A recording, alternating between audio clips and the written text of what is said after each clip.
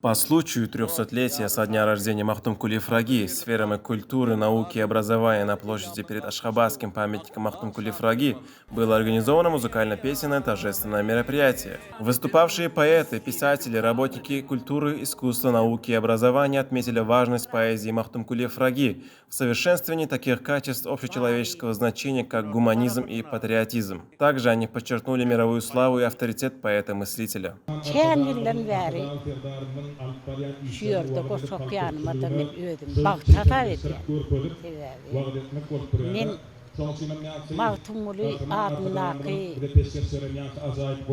har kala bayramy alamdaky men şeýle buwunjumy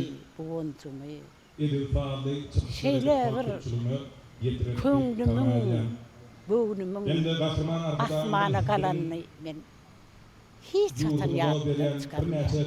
Торжество сопровождалось выступлениями артистов театра, известных солистов, исполнивших прекрасные песни на стихи Махтумкули Фраги и современных поэтов. Прозвучали слова искренней признательности в адрес национального лидера туркменского народа и уважаемого президента за проводимую масштабную работу по широкому изучению и популяризации богатого литературного наследия Махтумкули Фраги.